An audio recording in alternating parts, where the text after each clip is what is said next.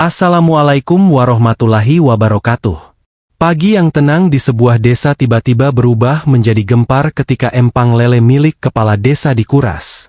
Di dasar lumpurnya, warga menemukan sesuatu yang membuat semua orang merinding. Bukan satu, bukan dua, tetapi 43 tengkorak manusia tersembunyi di sana. Polisi datang, penyelidikan dimulai, dan rahasia kelam perlahan terbongkar. Namun yang paling mengejutkan adalah siapa pelakunya sebenarnya. Bagaimana semua ini bisa terjadi? Sholawat dan salam semoga tercurah kepada Nabi Muhammad SAW. Sebelum menyimak kisah ini, mari kita bersholawat sejenak, semoga hati kita diberi ketenangan dan hidayah oleh Allah. Pagi itu desa Karangreja yang biasanya tenang tiba-tiba berubah menjadi gempar. Matahari baru saja naik ketika suara teriakan dari arah empang lele milik kepala desa terdengar oleh warga sekitar. Empang itu sudah lama dikenal sebagai tempat budidaya ikan terbesar di desa. Airnya luas, dikelilingi pohon bambu dan pohon kelapa, dan hampir setiap hari warga melihat penjaga empang berkeliling di sana. Namun pagi itu suasananya berbeda. Beberapa pekerja yang sedang menguras empang untuk panen mendadak berlari keluar dari air dengan wajah pucat dan tubuh gemetar. Mereka menunjuk ke arah lumpur di dasar empang sambil berteriak ketakutan. Warga yang mendengar keributan langsung berdatangan, penasaran sekaligus khawatir. Tidak ada yang menyangka bahwa tempat yang selama ini menghasilkan ikan lele besar untuk dijual ke pasar ternyata menyimpan sesuatu yang sangat mengerikan. Awalnya para pekerja mengira mereka hanya menemukan tulang hewan yang terbawa air, atau mungkin bangkai ternak yang pernah jatuh ke empang. Namun ketika salah satu dari mereka membersihkan lumpur dengan cangkul, bentuk yang terlihat justru sangat jelas, sebuah tengkorak manusia. Rongga mata yang kosong menatap ke atas, setengah tertutup lumpur hitam. Seorang pekerja langsung menjatuhkan cangkulnya dan mundur dengan napas terengah-engah. Teman-temannya yang lain mendekat dengan hati-hati, berharap mereka salah melihat. Namun setelah lumpur disingkirkan sedikit lagi, tampak rahang dan tulang kepala yang tidak mungkin disalahartikan. Itu benar-benar tengkorak manusia. Dalam hitungan menit suasana di empang berubah menjadi kacau. Beberapa pekerja lari ke jalan desa untuk memanggil warga, sementara yang lain berdiri mematung, tidak percaya dengan apa yang mereka lihat. Tidak butuh waktu lama sampai kabar itu menyebar ke seluruh desa. Warga berdatangan dari berbagai arah. Dari sawah, dari warung kopi, bahkan dari rumah mereka yang masih setengah bersiap memulai aktivitas pagi. Anak-anak dilarang mendekat oleh orang tua mereka, tetapi rasa penasaran membuat mereka tetap mengintip dari kejauhan. Di tepi empang, para pekerja menunjukkan lokasi temuan itu kepada warga. Beberapa pria dewasa mencoba membantu mengangkat tengkorak tersebut dari lumpur. Saat tengkorak itu diangkat ke permukaan, suasana langsung menjadi sunyi. Tidak ada yang berbicara. Beberapa ibu menutup mulut mereka dengan tangan, sementara yang lain memilih memalingkan wajah karena tidak sanggup melihatnya. Ketakutan mulai muncul di wajah warga. Banyak yang mulai bertanya-tanya. Bagaimana mungkin tengkorak manusia bisa berada di empang yang selama ini mereka lewati hampir setiap hari? Ketegangan semakin meningkat ketika para pekerja menemukan sesuatu yang lebih mengejutkan lagi. Saat lumpur di dasar empang terus disingkirkan, mereka menemukan tulang lain tidak jauh dari lokasi pertama. Lalu beberapa langkah lagi, ada lagi tulang yang mirip. Satu tengkorak berubah menjadi dua, lalu tiga. Warga yang melihat itu mulai saling berbisik dengan suara pelan. Sebagian orang mulai merasa takut untuk tetap berada di lokasi, tetapi rasa penasaran membuat mereka tidak bisa pergi. Kepala desa yang mendengar kabar itu segera datang ke empang dengan wajah serius. Ia berdiri lama menatap lumpur yang sedang digali, seolah mencoba memahami apa yang sebenarnya terjadi di tempat miliknya sendiri. Tidak lama kemudian ia memutuskan untuk melaporkan kejadian tersebut kepada pihak kepolisian.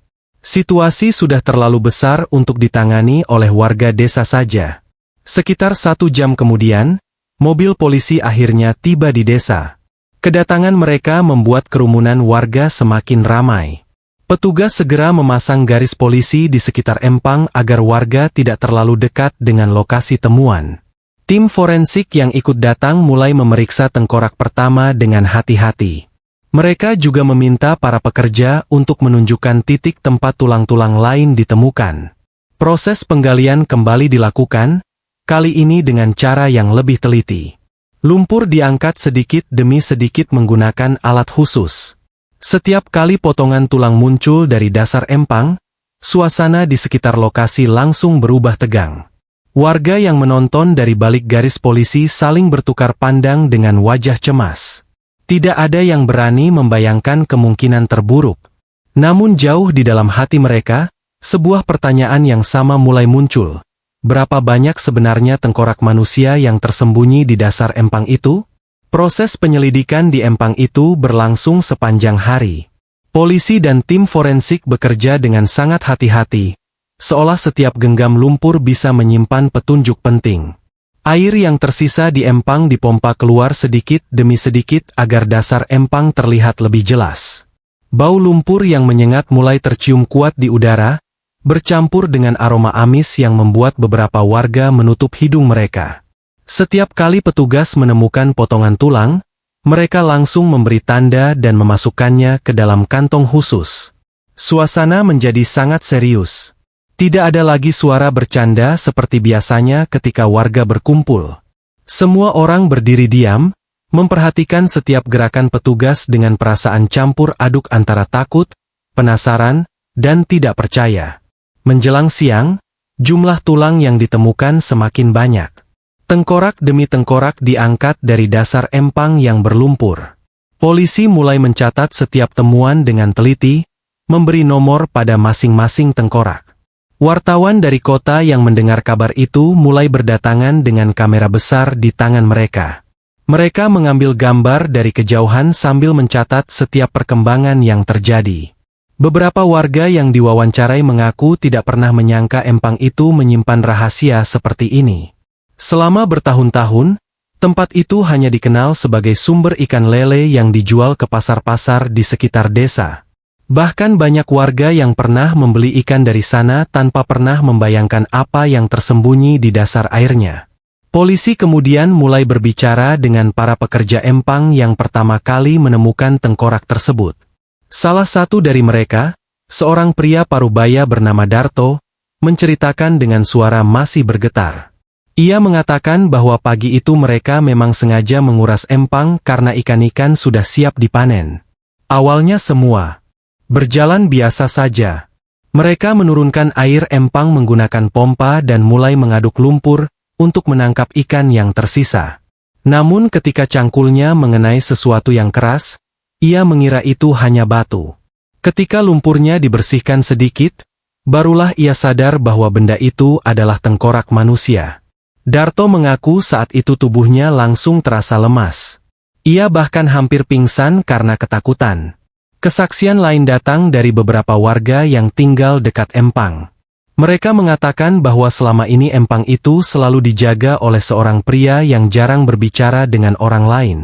Ia sering terlihat berjalan mengelilingi empang pada malam hari sambil membawa senter. Beberapa warga pernah mendengar suara ribut dari arah empang di malam hari, seperti orang berteriak atau benda jatuh ke air. Namun mereka tidak pernah benar-benar mencari tahu karena mengira itu hanya pencuri ikan yang diusir oleh penjaga. Di desa kecil seperti Karangreja, pencurian ikan memang bukan hal yang aneh. Karena itu banyak warga tidak terlalu memikirkan kejadian-kejadian aneh yang pernah mereka dengar sebelumnya. Sore hari mulai mendekat ketika tim forensik melakukan perhitungan sementara terhadap temuan mereka. Tengkorak yang sudah berhasil diangkat diletakkan berjejer di atas terpal putih. Jumlahnya jauh lebih banyak dari yang dibayangkan oleh siapapun. Beberapa petugas saling berbicara dengan wajah serius sambil memeriksa catatan mereka. Setelah dihitung kembali dengan teliti, angka yang muncul membuat banyak orang terdiam. 43 tengkorak manusia. Berita itu langsung menyebar di antara warga yang menonton dari balik garis polisi. Sebagian orang terlihat tidak percaya, sebagian lagi mulai merasa takut. Bagaimana mungkin begitu banyak orang bisa hilang tanpa pernah diketahui? Dan yang lebih mengerikan lagi, bagaimana semua tengkorak itu bisa berakhir di dasar empang yang selama ini terlihat begitu tenang? Pertanyaan-pertanyaan itu mulai berputar di kepala semua orang, sementara matahari perlahan tenggelam di balik pepohonan desa. Malam mulai turun di desa Karangreja, tetapi penyelidikan di sekitar empang tidak berhenti. Lampu-lampu sorot dipasang di beberapa titik agar tim forensik bisa terus bekerja. Cahaya terang itu memantul di permukaan lumpur yang basah, menciptakan bayangan panjang yang membuat suasana terasa semakin mencekam. Sebagian warga masih bertahan di sekitar lokasi meskipun udara malam mulai dingin. Mereka berdiri dalam kelompok-kelompok kecil, berbicara pelan sambil terus menatap ke arah empang. Banyak dari mereka mulai mengingat kembali cerita-cerita lama tentang orang-orang yang pernah menghilang dari desa. Nama-nama itu perlahan muncul dalam percakapan mereka. Ada yang dulu pergi tanpa kabar, ada yang katanya merantau tetapi tidak pernah kembali. Kini, setelah penemuan puluhan tengkorak itu, semua kenangan lama terasa berbeda dan jauh lebih menakutkan. Polisi kemudian mulai menelusuri kemungkinan siapa saja yang memiliki hubungan dengan empang tersebut. Kepala desa sudah dimintai keterangan sejak sore. Ia menjelaskan bahwa empang itu memang miliknya, tetapi pengelolaannya sehari-hari diserahkan kepada seorang penjaga yang sudah bekerja di sana cukup lama. Penjaga itu dikenal sebagai orang yang rajin dan tidak pernah menimbulkan masalah. Ia tinggal di sebuah gubuk kecil di dekat empang agar bisa mengawasi kolam setiap saat, terutama pada malam hari. Kepala desa mengatakan bahwa empang itu sering menjadi sasaran pencuri ikan, sehingga penjaga tersebut diminta untuk selalu waspada. Namun sampai saat itu, tidak ada yang pernah membayangkan bahwa tempat itu bisa menjadi lokasi penemuan tulang manusia dalam jumlah sebanyak itu.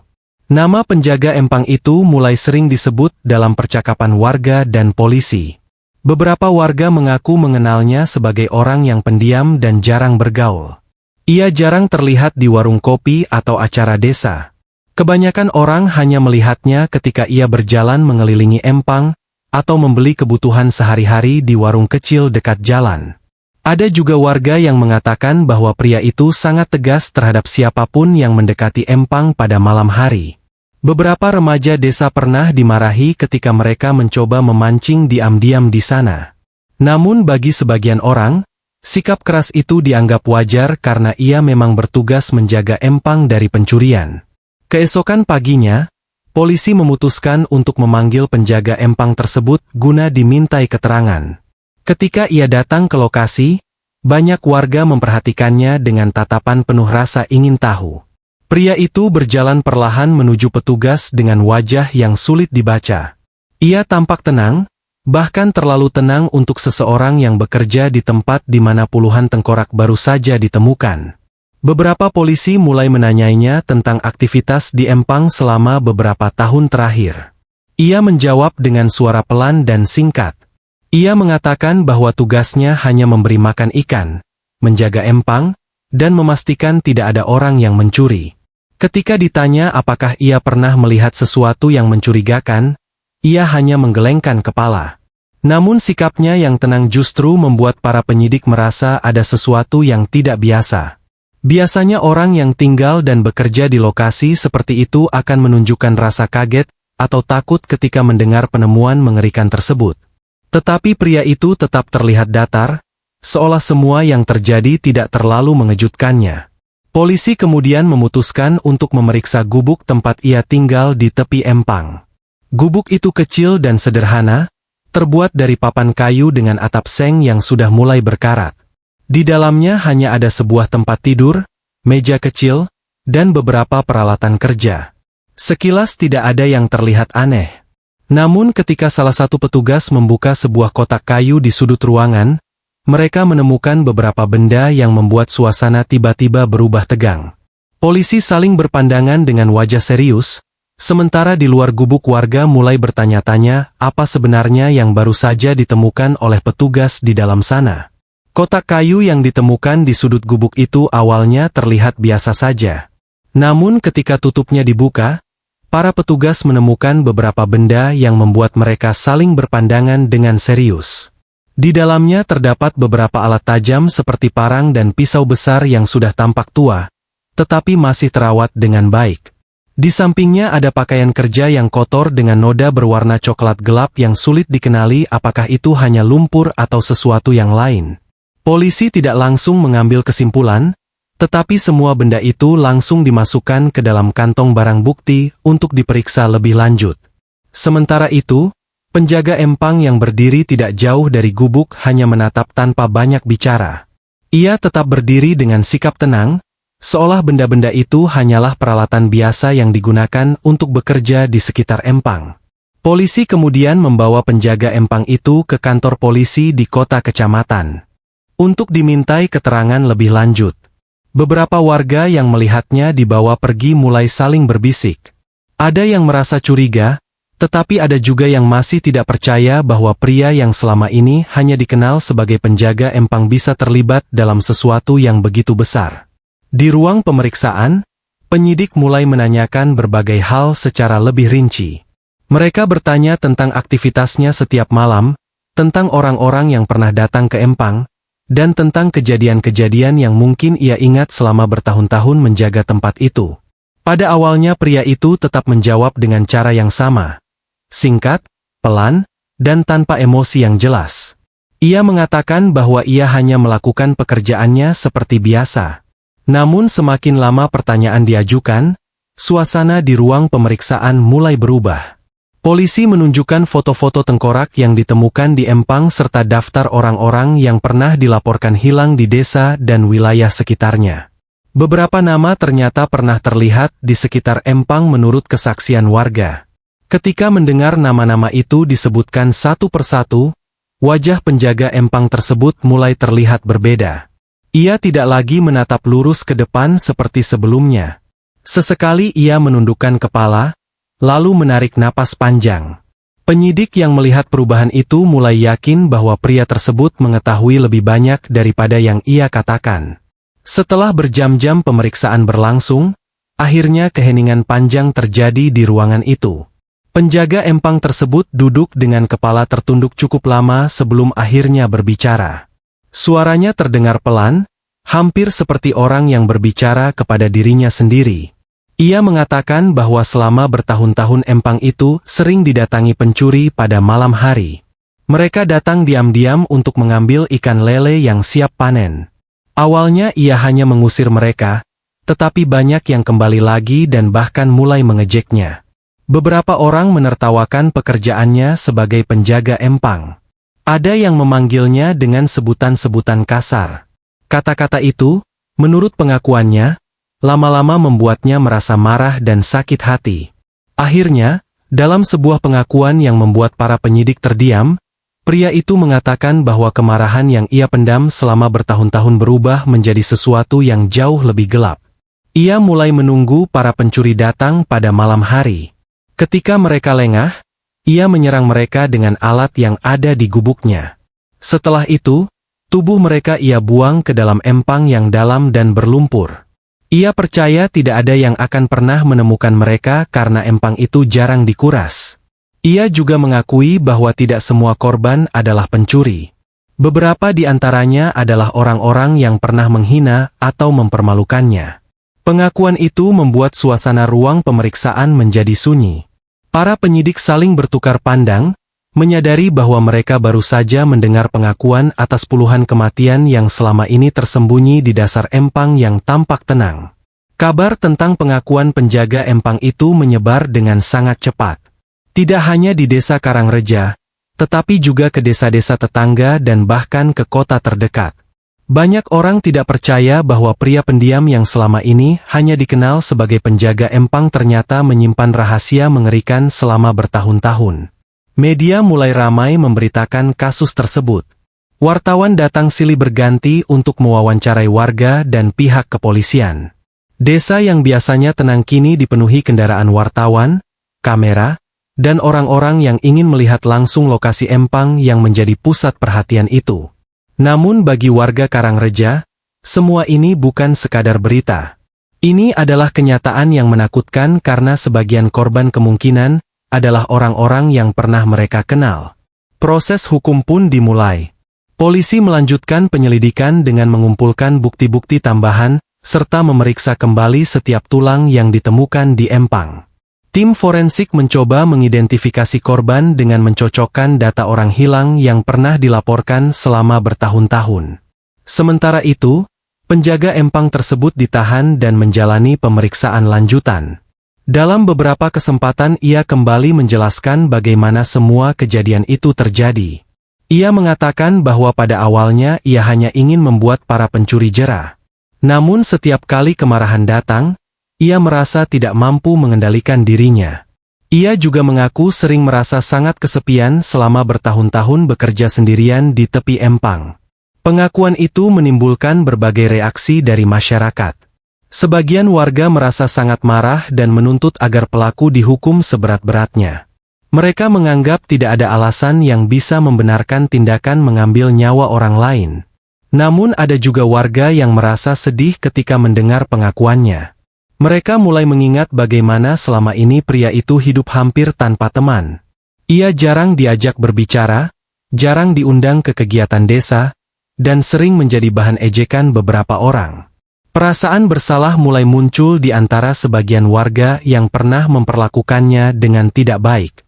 Meski begitu, banyak yang sepakat bahwa apapun yang terjadi di masa lalu tidak dapat menjadi alasan untuk melakukan kejahatan sebesar itu.